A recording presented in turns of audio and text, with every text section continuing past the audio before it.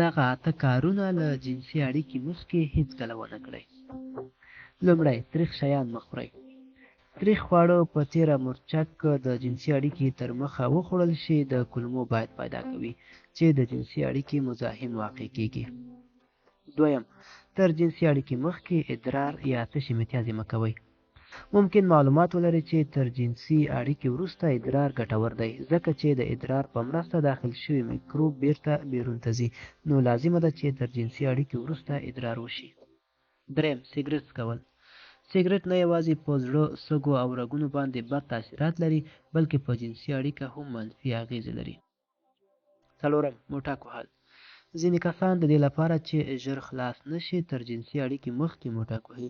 دا کار هغه ډله وګړي کوي چې ژر انزالېږي. پنځم، ډېر خوراک. ډېر خوراک د خستګۍ او لټۍ لامل کېږي. تر جنسي اړیکې مخکې ډېر خوراک په تیره د کلکو او غوړو خوراکو خوړل هم ښه نه دي. شپږم، د ویښتانو اصلاح کول. تر جنسي اړیکې مخکې د بدن پټو ځایونو د ویښتانو اصلاح کول په تیره د ښځو لپاره ښه نه دي. دغه کار ممکن د ویښتانو فولیکولونه تحریک کړي.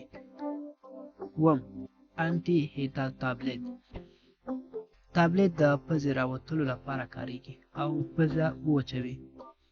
دغه راز یا تابلیت نه یوازې پزه بلکې د وجود پر نورو برخو هم اثر لري.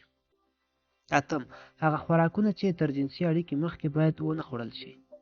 غوړ خوراکونه په تیره سپینه غوښه د زړه ناروغیو په ډېرېدو کې برخه لري، نو ښه ده چې پر ځای هګۍ یا د هګیو سپینه او د کب غوښه وخوړل شي چې ژر هضمېږي.